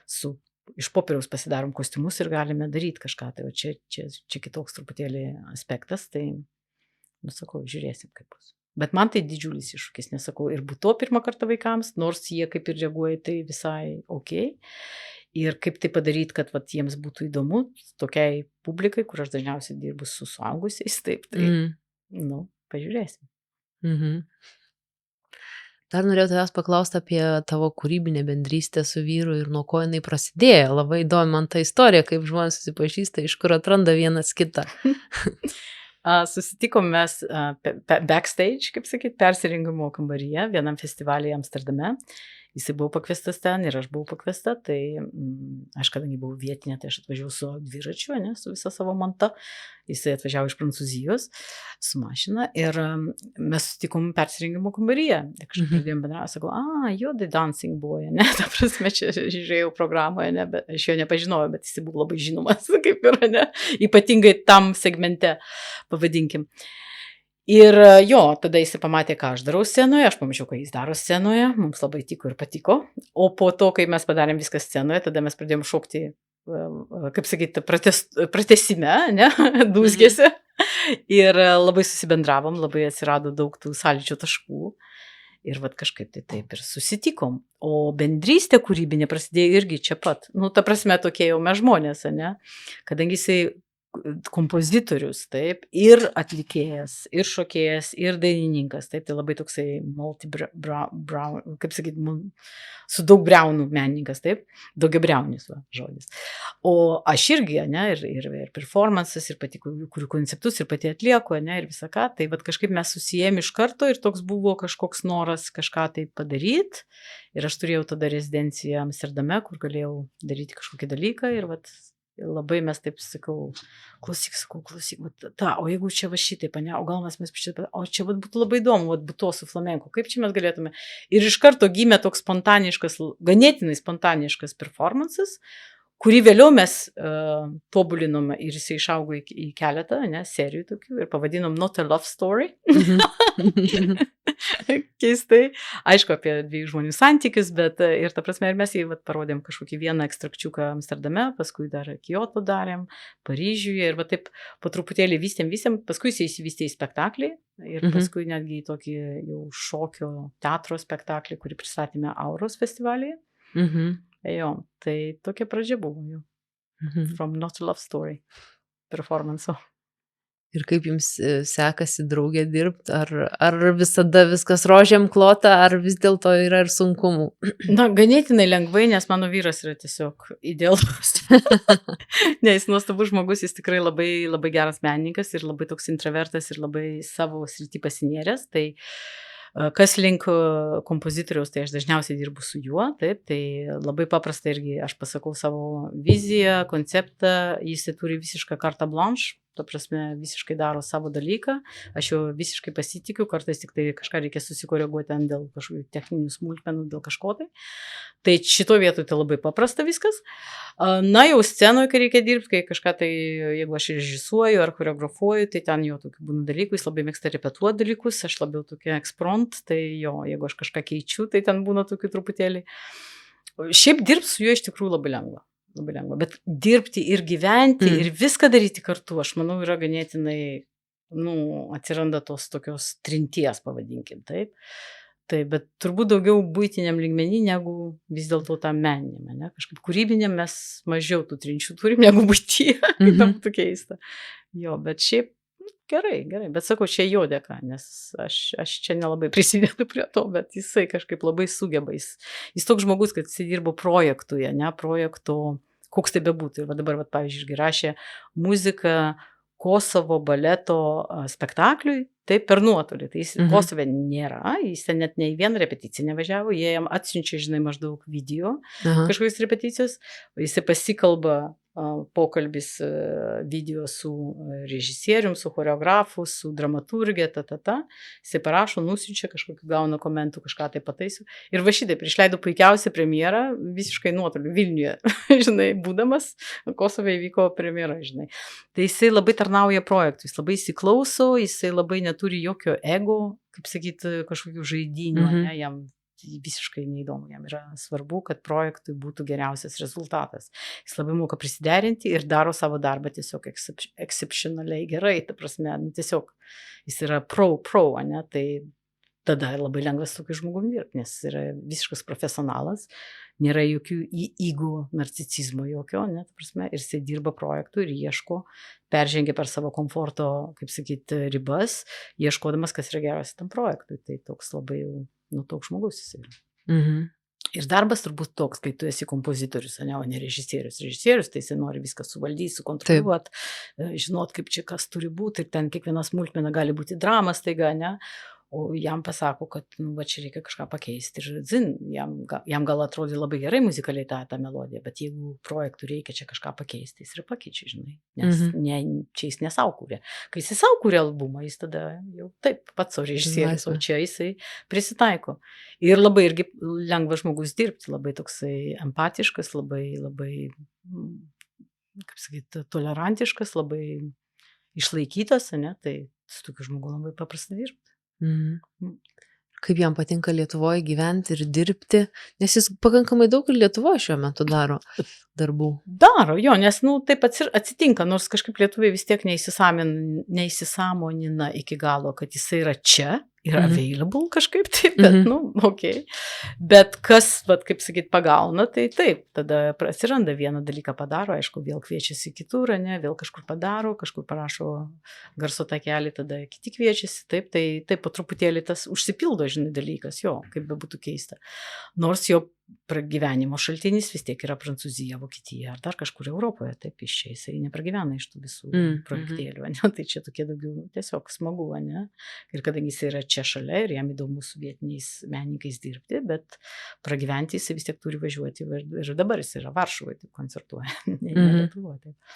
Tai va, bet jam kažkaip tai patinka, jis nėra toksai kaip aš klimato frikas, ne, tai jam tas šaltis nėra tokia baisi problema kaip man, pavyzdžiui, tai jam visai yra gerai. Vilnius jam patinka, žinai, lietuviai jam irgi kažkaip su jais sugyvena, viskas jam gerai yra. Kalba jam yra neįkandamas reikalas vis dėlto, tai jisai bandė kažkaip, tai ir paskui metė, sakė, ne, sako, aš per senas, sako, čia yra per daug, sakė, ne, čia yra neįmanoma. Tai kažkaip tai kalbos tai vis dėlto neįvalė. Supranta kažkiek, tai gali turgui apsipirkti, tai prasme neprapuls, bet tikrai nekalba ir tiesą pasakęs ir nesistengia. O šiaip jam viskas šiaip patinka, jo, ir maistas, ir žmonės, ir klimatas, labai jis kažkaip labai integravus, jam labai, jis labai toks paprastas žmogus, jis labai gyvenęs labai daug vietų irgi, ir visur jis prisitaiko, žinai, ar Barcelona, ar Londone, ar Prancūzijoje, kažkur tai Lietuvoje, Austrijoje, jam tas pats, žinai, ta prasme, kažkaip labai lengvesnio būdo, pavadinkime, žmogus negu aš labai specifiška, man ir būtas, man turi būti ten tas ir garsai, jam nieks netrukdo, jis užsideda ausines ir dirba, ir jam nieks netrukdo, aš tai ten man turi būti ramu, ten turi būti tyla, aš turiu susikaupt, žinai, jam nieks netrukdo, jis gali aruosti, užsideda ausines ir dirba, žinai, ta prasme. Jo, tokio būdo žmogus yra. O kokios, kadangi užsiminiai, kad tu esi truputį kibesnė aplinkai ir turi daugiau reikalavimų, aš jau tavęs klausiau, kas laiko Lietuvoje, o kas vis dėlto tada stumia lauk iš Lietuvos, kokios yra problemos, kurios nedžiugina. Ir ar jas įmanoma sutaisyti, sutvarkyti, ar tai yra kažkas, kas jau... Yra sutaisomų problemų Lietuvoje ir yra nesutaisomų problemų. Sutaisomų, bet per labai ilgą laiko tarpą. Vėlgi, mano didžiausia turbūt sankirta Lietuvoje vis dėlto yra su lietuvišku tokiu mentalitetu, kuris yra kažkiek lietuviškas, o kažkiek turbūt homosovietikus, tas paveldėtas sovietikus mentalitetas. Tai su tuo labai turiu rimtų iššūkių reikalų, nes aš taip nepratus, man tai yra nepriimtina. Ir kai čia visiems viskas yra gerai, man tada būna labai keista. Tai su tuo turiu tokių dalykų. Ir tas dalykas nėra labai lengvai pakeičiamas, nes kaip bebūtų keista, 35 metai gali būti kažkam tai, kas yra gimęs nepriklausomai Lietuvoje, bet jo mama ir tėtis ir, kaip sakyti, pienas, kurį jisai gėrė ir aplinka, kurį jisai augo, nėra tokia. Taip? Tai kaip bebūtų tie visi laisvi nauji lietuviai, gimė laisvoje Lietuvoje, jie nėra tokie laisvi mentaliai, taip. Ir ką aš turiu omeny kaip laisvė, tai ne tai, kad jie visi labai laisvi, visi kalba įvairiom kalbom, keliauja, visur gyvena, viską daro, ne, ta prasme, viskas čia yra labai gerai. Bet laisvės samprota atitinkamai su atsakomybės samprata. Tai va to connection man labai trūksta, taip, nes tikrai laisvas žmogus, jisai turi labai didelį atsakomybės jausmą, taip. Ir didžiausia laisvė tai yra didžiausia atsakomybė, taip. O kai tu esi laisvas, nes tu gali daryti, ką nori, taip, tai čia yra bespridėlas toksai sovietinis, taip, ir tai nėra laisvė, taip. Ir vadėja aš to labai daug čia susitinku ir man tas labai yra nepriimtina pačiai, aš nesuvokiu, kaip taip gali būti ir vat kai tas vis atsitrenki į tai tas pradeda tiesiog, nu kaip sakyt, ne faina, ne, kai tau ne faina kažkur būti, nes yra va, toks attitude, kaip čia požiūris, ne, kažkoks susiformavęs, kažkoks mentaliteto dalykas, tai vat man tas yra toks labai sudėtingas. Ir va dėl ko man, pavyzdžiui, Japonijoje yra labai paprasta, nes aš ten staiga pajutau, kad visi tokie kaip aš, visi taip mąsto. Nes, nu, negali tu garsiai muzikos klausytis troleibuse, taip, nes kiti važiuoja, tai tu jiems trukdai. Nori klausytis muzikos, valio, tavo laisvė, užsidėk ausinukus ir klausykis iki išprotėjimo, taip, bet netrukdyk kitiems. Bet kaip gali žmonės atsisėdę troleibuse klausytis garsiai muzikos ar ten žiūrėti video ar dar kažką, aš nesuvokiu, man protų nesuvokiama, taip. O čia yra normalus, toksai в порядке вещей, tarybinis reikalas, nes ta prasme, kas čia tau nepatinka išeika, ne? Čia viskas gerai. Ir visiems netrukdo svarbiausia, niekas nepasako žodžių. Nes irgi tas yra toks mentalitetas, truputėlį avių, toks prisitaikymo, tai lietuviai labai kenčia, ne, mėgsta kentėti, viską jie gali ištverti, žinai. Tai jie dantis sukandė ir, žinai, paskui pasikalbė, sako, jo, čia taip negerai. Sakau, kodėl jūs niekas nesako? Aš viena tik tai, ne, ta prasme, ta prasme, toks vat kažkoks yra dalykas, ne, tai tas toksai, kuris, kaip sakyti, išgydomas su daug kartų ir tada gal išsigydys. Na ir visokie tokie maži dalykai, tai tie maži yra sprendžiami, žinai, ir labai jau daug pasikeitė Lietuva per 20 metų, kol aš čia negyvenau, tai ta prasme, wow, nepalyginamai, ne, su tais laukiniais 90-aisiais, tarkim, kai aš išvažiavau ir kai aš grįžau ten 2017, ne, tai pakitimas buvo didelis. Nors duobės kai kuriuose Vilniaus miesto gatvėse buvo lygiai identiškai tos pačios. Taip, tai per 20 metų niekas nepasikeitė. Tik dabar prie LMTA senų rūmų, ne, sutvarkė tą, kur buvo Afganistano duobės ten, žinai, ta prasme, karo nevyko, bet duobės tos pačios. Aš ten 20 metų vairuodavau, muždavau savo, žinai, mašinos dugną, dabar dviračių lygiai tas pat, ta prasme, nepasikeitė dalykai. Bet labai daug pasikeitė iš tikrųjų. Ir į gerąją pusę, aišku. Tai jo, bet visose šalyse, kur aš gyvenau ir kur turbūt gyvensiu, tai yra ir gerų dalykų, ir blogų. Ir tada tu pasirinki, kas tau yra mažiau, kur yra mažiau blogų dalykų, kurie tave labai erzina, taip. Ir su kuo tu gali geriau sugyventi. Tai turbūt va tas. Tai, pavyzdžiui, aš Olandijoje labai gerai sugyvenau, nes kažkaip man su tuo mentalitetu nebuvo tokių didelių sankirtų, pavadinkime, ne? Nors irgi savotiški jie labai žmonės turi savų dalykų, bet kažkaip tie minusai buvo mažesni negu pliusai, kur tu jautiesi labai laisvai, labai suprantamai, nežinau, adekvačiai. Nu, tai Lietuvoje yra tų dalykų. O meno prasme? Meno prasme irgi, kaip ir čia yra labai neblogai, mane labai džiugina, kokia yra teatro situacija Lietuvoje, tai tas, nu, tiesiog yra, wow, nepalyginamai, labai stipru, labai gerai ir aš tikiuosi, kad jie ir toliau taip laikysis, ne, nors sąlygos yra labai neadekvačios. Požiūris turbūt į meną ir į menininką yra labai neadekvatus, nesuvokiamas man iki dabar, nes neįmanoma iš to išgyventi ir taip išgyventa, ne, ir kažkodėl tai visiems atrodo, kad tai yra normalu ir gerai, ir taip ir turi būti, tai tas yra tikrai negerai. Kūrybingų žmonių yra labai daug, labai galima bendradarbiauti, daryti dalykus įdomius, yra labai daug vietos naujiems dalykams, vis dar taip, sakykime, rinka nėra prisotinta iki galo, bet vat yra dar tas toksai irgi iš sovietinių laikų dalykas, kur aš vat pamatau ir kūryboje kartais, ir šiaip visur kitur, kad ir studijos ir dar kažkur, tai ne, tokios vat haltūros, ne, nu, vat yra tas dalykas, kur, nu, kažkaip čia, ne, ta prasme, reikia pasiruošti, kad nebūtų, kažkaip, ne, reikia padaryti gerai. Jeigu apsimė kažką daryti, tai daryk gerai, o ne kažkaip, nes reikia visur suspėti, ne, ir viską padaryti. Tai, nu, jo, yra tokių. Ir mažiau geresnių dalykų. Bet šiaip, man tai čia sakau, viskas gerai ir patinka. Tik tai, santykis į menininką, manau, neadekvatus. Išgyventi iš to nėra įmanoma. Taip. Ir tai nėra teisinga. Aš nesuprantu, jeigu tavo projektas kainuoja 40 000, ne, minimum, su minimaliais honorarais, pagal minimumą viskas padaryta, visa samata. Ir tau duoda 20 ir sako, daryk. Kaip? Jeigu aš tau iškepsiu, tau reikia torto, aš tau iškepsiu tortą ir sakau, samata tiek, ne, cukrus kainuoja tiek, miltai tiek. Gerai, ne maksimum iš sandėlio įimu, ne pagal savikainą. Tu man duodi 2 eurus ir sakai, daryk. Kučiuko aš tau galiu iškepti maksimum, bet negaliu aš to paties padaryti, ne? Taip, tu stengiasi tą patį tortą daryti, ne, už neadekvatų, ta prasme. Tai paskutinis mano buvo lašas, jau kur aš sakiau, gal tiek to, ne.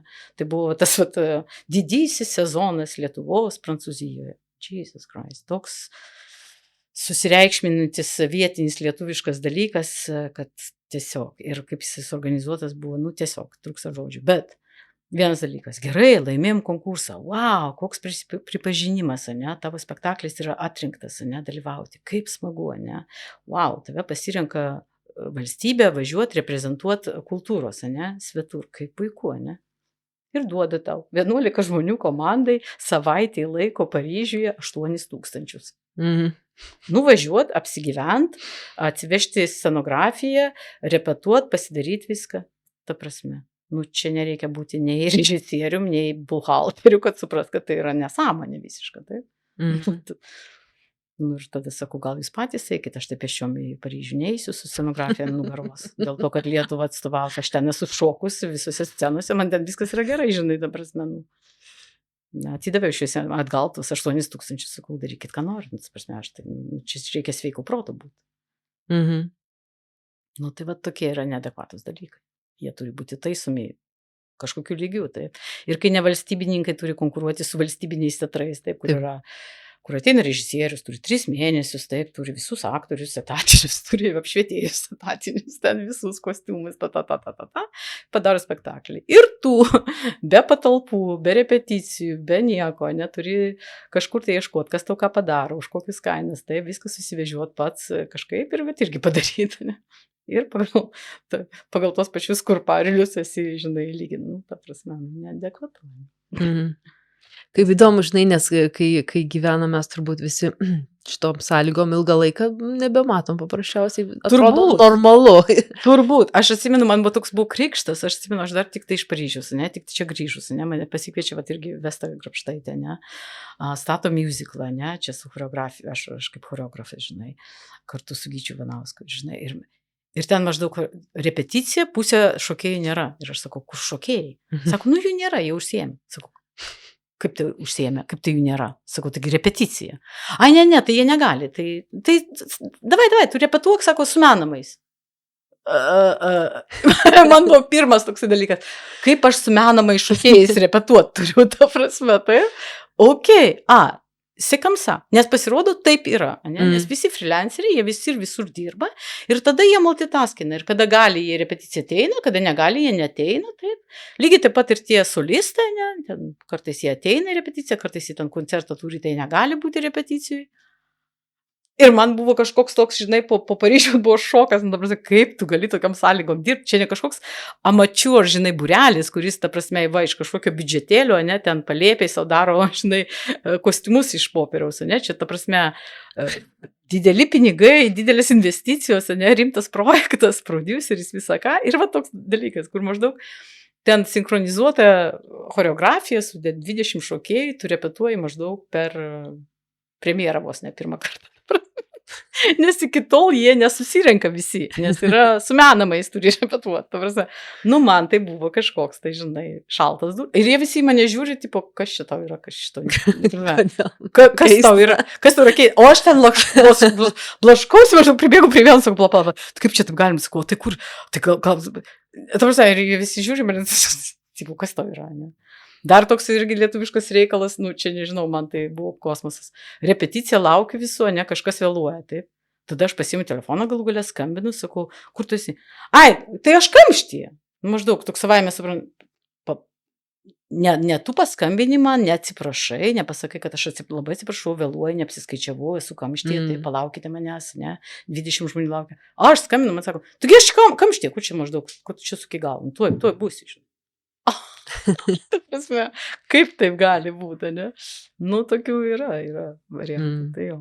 Tai turbūt tas, kad tu tame esi ir tau tai yra normalu, nes taip visi dirba, o kai tu ateini iš šono, tu sakai, tai nėra normalu, ne? Taip negali būti, ne? Lygiai taip pat ir studijose, aš dabar irgi ten sakau, nu tai taip negali būti, sakau, kaip kušia. Nu tai sako, nu tai jau reikia kažkaip tai iškęst pabaigti, ne? Sakau, taigi, sakau, kaip tai iškęst, kas čia nuleidžia, taigi jūs, ne? Jūs studentai esat, jūs galite pakeisti tą dalyką, ne? Kodėl jums primestas tas dalykas, kuris niekam nereikalingas, ne? Taigi čia ne jiems varnelį užsidėti, čia jūs turite. Ir jie nieks nekelia galvos, nu, supranti, nu, taip yra, nu, reikia kažkaip prakęsti, nu, žinai. Ta prasme, nežinau, nesuprantu, nes, nu, Paryžiuje visi seniai streikuotų, supranti, nes tai yra, nu, nesąmonė, ta prasme, kai tau kažką nuleidžia iš viršaus, kas yra nesąmonė, tu pasakai, sorry, yra nesąmonė ir tai yra perdarima, nes ten nėra kažkokie tai Olimpo dievai gimė į tą vietą, kuri čia turi šventą sprendimo valią, tai, ta prasme, nu, jeigu jie nesąmonės daro, tai tu jiems pasakai ir jie perdaro, tai, o čia Lietuvoje čia, nu, taip yra, nu, tai taip yra, nu. Toks atsakymas, žinai, nu, nesuprantu, kaip taip gali būti, nu, taip negali būti. Reikia kažką daryti, ne? Tai jau tas toks prisitaikymas turbūt. Aš atsimenu, aš turėjau vieną kartą lietuvišką draugą, taip. Ir jo mama man sako, kažkaip tai mes kalbėjomės taip labai atvirai ir jinai sako, nu tai Ingutė, ko tu nori, sako, lietuvės moters dalia yra kentėti. Sakau, ne, sakau, labai atsiprašau, nesutinku, sakau, gal žemaitė, marčios dalia yra kentėti, žinai, mano, sakau, nesutinku ir taip neturėtų būti, sakau, nei jums, nei man, ne. Tai vat, nu, kažkaip, vat, toks mentalitetas, ne, kad, nu, reikia pakentėti, reikia susikaupti, nu, taip yra, nu, kažkaip, tai, nu, pragyvensim, nu, kažkaip. Daugiau pozityvizmo, dabar dar nauja, kad tai ko tokia negatyvi, daugiau pozityvizmo, dabar smenų, žinai, kurio čia vietoje pozityvizmas. Toks labai, be jokio preteksto pozityvizmas, tai irgi tokio durnumo išraiško tam tikrą, žinai, nu, ta prasme.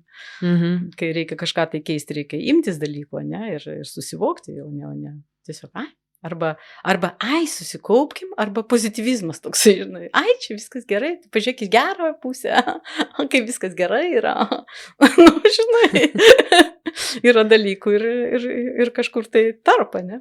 Tai, bet visur taip yra, ne? Taip. Visose šalyse yra kažkokių savotiškų, bet sakau, jie yra tau labiau priimtini arba mažiau priimtini, ne? Ir jeigu yra daugiau dalykų, kurie yra mažiau priimtini, tai tada tu pradedi nekomfortiškai ten jaustis. Taip? Jeigu yra daugiau vis dėlto dalykų, kurie yra daugiau priimtini ir mažiau tų, kurie mažiau priimtini, tai tada tu komfortabiliškiau jautiesi. Taip? Bent jau. Taip, teisingai. Bet pas tave yra ir drąso, žinai, tuos dalykus pamatyti ir iškelti juos į viešumą. Aš matai, nieko nepriimu kaip duotybės. Aš niekada nieko nepriimu, kad, nu, taip yra, moters ten dalia yra kentėti, nu, taip yra, nu, reikia suderinti, taip, nu, reikia padaryti, nu, reikia su menamais repetuoti, nu, reikia už pusę biudžeto padaryti, nu, taip yra, nu, ne, taip nėra, taip neturi būti, tai yra kenksminga, taip dabar yra, bet tai reikia keisti ir tam reikia suvokimo ir sąmoningo darbo ir tikslingo ir negalima su tuo taikytis ir taikstytis, nu. Ir negalima leisti muzikos garsiai daugiabutyje, kad kitam tas trukdytų, taip, nu, negali tai būti, taip. Ir ten negalima, nežinau, troleibuse garsiai klausyti, skrolinti, taip, negalima eiti rusiškai ir keiktis gatvėje, ta prasme garsiai, kur vaikai žaidžia, taip, aikšte. Nu, yra tokių dalykų, kurie tiesiog neturi taip būti ir neturime susimerkti ir sakyti, nu, taip yra, nu. Mes turim būti savo gyvenimo, savo šalies, savo padėties šeimininkai, taip. Ir valdžia yra išrinkta mūsų, taip, ir jinai gali būti nuversta, taip, ir ta prasme perinkta, ir jeigu jie daro nesąmonės ir nesusipranta, ką jie daro, taip, ir taip neturi būti, taip nėra. Nėra kažkokie iš Olimpo dievai nuleisti, taip, ta prasme. Ir nereikia su to taikstytis, ir nereikia tam duoti tada, nes jeigu tu taikstais, jeigu tu uždarai akis, jeigu tu nieko nedarai, jeigu tu prisitaikai, nu tai taip ir yra. Taip, tada ir korupcija klesti, ir tas vyksta, nes niekas nieko tam nedaro, nes visi yra Nu, taip yra. Tai reikia tą keisti. Nu. Mhm. Čia toks labai būto požiūris irgi, žinai, ištraukti į šviesą tai, kas yra iš tamsoj daroma ir tą transformuoti. Turbūt. Ir sakau, aš esu savo, visą laiką buvau, bent dabar jau mažiau esu tokia in control, pavadinkim, nes jeigu man kažkas netikdavo, aš tiesiog keisdavau. Mhm. Ta prasme, elementariai, tu negali, tu bandai sugyventi, pavyzdžiui, su žmogumu, ne, dabar labai mada yra, visi skiriasi, visi keičiasi, ten tais partneriais labai greitai, nepatiko, zin, kitas, next. Ta prasme, ne, yra tų situacijų, kur reikia pabūti, reikia įsižiūrėti, reikia analizuoti, reikia pabandyti, ne, ir kai tu išbandai arsenalą kažkokį, tada supranti, kad tai turbūt neveikia, taip, ir tada, turi kažką keisti, taip. Tai aš būdavau iš tų žmonių, kur labai keisdavau, jeigu man kažkas nepatinka, ar aplinka, ar žmogus, ar dar kažkas, ar darbas, ar žinai, kažkas, tai aš tiesiog keičiu ir tiek žinių ir aš su tuo nebūnu. Jeigu aš to negaliu pakeisti, jeigu aš galiu, aš bandau keisti, taip, jeigu neįmanoma pakeisti, tada aš nusišalinu, tada aš pasikeičiu, taip, ir nueinu kažkur kitur. Tai taip ir su žmonėmis, ir su viskuo. Dabar esu truputėlį suprantu, kad mažiau kontrolės turiu, nes atrodė tokia vos ne, žinai, dievas būdavo, ne, viską aš galiu nuspręsti, aš esu savo gyvenimo šeimininkas, aš kaip noriu, taip darau, ne, ir taip ir gyvenau, žinai.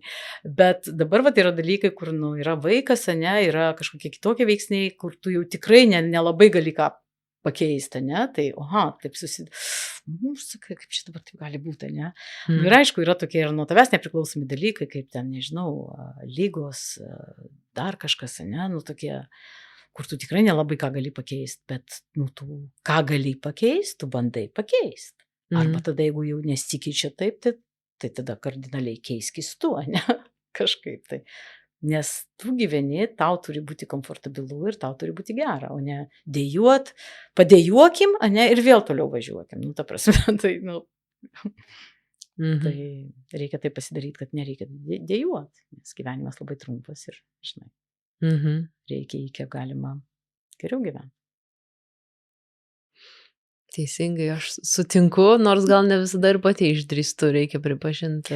Ir yra sunku keisti, aš tikrai, ypatingai dabar, aš anksčiau tai tokia buvau, žinai, viena pati savo, kaip aš sakau, jauna graži netikėjusi, ne, tai aš savo pasiemu lagaminą, apsisuku ir man gerai, žinai, ir aš galiu permėgati kažkur ten grindų ir man, žinai, ir tada neturėti pinigų ir ten, žinai, valgyti ryžius ir, ta prasme, ir nepirkti aukšto kulnių ir viskas man yra gerai, žinai. Dabar yra kitokia situacija, negaliu taip apsisukti, yra vaikas, yra mokyklos, yra dalykai, yra išaugimas, reikia naujų batų, reikia to. Ta prasme, yra tiesiog tokie dalykai, kurie jau nebelabai nuo manęs vienos priklausomi, taip. Ir tada nėra taip paprasta keisti dalykus. Ir atitinkamai net tu vienas, kuris nusprendi, kad reikia keisti. Mes dabar turime 6-metę šeimoje, kuri yra visi lygiavertis balsas, taip. Tu negali jos paimti kaip, žinai, ir sakyti, mes dabar važiuojam ten ar ten darom tą. Visą laiką reikia, ir dėja tenka taip, ne, ir su to Panevėžiu, kaip sakiau. Tai irgi tu pasikalbi ir sakai, mama su tėčiu daro spektaklį, mes turim būti Panevėžy, negalim tave čia palikti, tau reikia važiuoti su mumis, tau teks taip ir taip, ne, ta prasme. Ir dabar jinai sakydavo ir taip, ir dabar daugiau ir daugiau sako, nežinai, ta prasme, taip, jinai, turi irgi racijos, taip. Jo čia yra draugai, tas yra taip, jinai turi lygiavertį, žinai.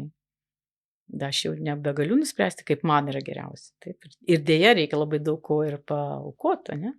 Nes jau santuokoj tu gyveni vienas dalykas, tai tu jau turi su partneriu viską derinti, taip, tai nėra tik tai tavo režisierė, tu parežisuoji, taip ir bus, ne? Tai jau yra 2 žmonės, jau reikia kompromisų, dabar yra 3 žmogus, 3 žmonės, reikia kompromisų, taip, ir jau tu turi labai daug ko aukotis, taip, ir atsisakyti labai daug ko aš norėčiau galbūt daryti savo, taip, ir tenka su to gyventi, ir labai daug ko atsisakiau, ir, ta prasme, ir kompromisų padariau, bet yra riba irgi, kur tų kompromisų gali daryti ir kur jau nebegali, ne, kur yra tiesiog tada jau, tada labai lengva skuduru tapti, ta prasme, ir tada, tau nebus komfortabilu, tai reikia tą ribą rasti, išlaikyti. Bet jo, keisti nėra labai paprasta, nėra labai drąsu, labai daug žmonių nedrįsta, nėra komfortabilu, yra nežinomybės daug, tai dėl to ir baimės, taip, ir nėra paprasta, ypatingai jeigu yra vaikai, giminės, tokie dalykai, kur jeigu tu prie to labai kaip sakyti, Aš niekada nebuvau toks prisirišęs labai žmogus prie aplinkos, prie žmonių, prie vietovės, taip, tai man labai paprasta yra pakeisti. Bet yra žmonių, pavyzdžiui, mano mama, nu, jinai ten įleidų šaknis tą žemę, toks jausmas, kad ten žemė, ją maiti, nu, ta prasme, nu, grinai, Taip, su šaknim, jos nepaimsi, o jeigu jie išraus ir pastatys, jinai nuvis iš karto, žinai, ta prasme, nu, va tokie žmonės yra irgi. Tai yra žmonės, kuriems labai svarbu būti vienoje vietoje nuosekliai, taip, ir jiems yra stiprybė iš to, taip, ir jie va toje aplinkoje su tai žmonėm, toje žemėje, kaip sakau, va tą vandenį geriant, jie yra, žinai, gyvybingi ir tai irgi yra gerai, ta prasme, yra įvairių žmonių. Ir turbūt tada jie nelabai gali keisti kažko, nes jie nori būtent ten būti, ne, jiems tas yra svarbiau. Taip. Ir gali susitaikyti su daugiau galbūt dalykų. Tai ko palinkėtum tiems žmonėms, kurie pasilieka čia būti ir turi vis dėlto susitaikyti su dalykais? Kaip ir savo pačiai, nes aš esu čia ir susitaikiu su tais dalykais. Tai taip, kas įmanoma bandyti keisti, nebijoti pasakyti, taip, nebijoti konstruktyviai. Ne tai, kad tiesiog padėjuoti ar paverkti ar ten apšaukti, kaip sakyti, išsiriekti, ne, bet konstruktyviai, produktyviai kažką tai bandyti daryti, taip. Ir džiaugtis tuo, kas yra, nes yra labai daug gražių dalykų. Tokių nuostabių dalykų Lietuvoje arba gyvenant Vilniuje, kad yra tiesiog fantastika, ne, ir niekur tokių dalykų nėra. Tai džiaugtis tuo, kas čia yra, kaip sakyti, privalumas, taip, ir tas, kas yra, na, tau mažiau komfortabilu, kas tau nepatinka, tai bandyti tą apeit kiek įmanoma, arba bandyti keisti, kiek nuo tavęs tas priklauso, na, ir bandyti kažkaip tai sugyventi, nes visą laiką reikia sugyventi taip. Tai kurti aplink save kažkokią bendruomenę, kai tu negali pakeisti visko, tai tu gali pakeisti kažkas, kas aplink tave perimetru, ne? Tai ta prasme, nuo to pradėkime, ne? Nuo savęs, vėlgi, nereaguot gal taip aštriai, kaip gali, nu, žinai, daug yra dalykų, tai taip, to ir savo linkiu ir kitiems jau. Bet to tokio irgi, nu, kad vis dėlto vardant tos Lietuvos, kaip sakyta, ne, vardant to kažkokio bendro dalyko, nu, neužsimert, nebijot, nu, daryt kažką, tai, nes negalima taip leisti šitaip būti, ne, nes taip mes ir būsime, ne, taip ir niekur tas nejudės. Tai, nes dar daug ką reikia pakeisti, tikrai paveldėjom baisų paveldą ir reikia jį keisti labai daug. Tai negalima taip. Gerai, tai ačiū tau labai už pokalbį. Ačiū tau, kad pasikvietė. Nežinau, kas blogesnio, aš nes nežinojau pavadinimo, ne? Nežinau, kas čia blogesnio, bet labai daug ir gero. Taip. Tai jau. Tai ačiū labai.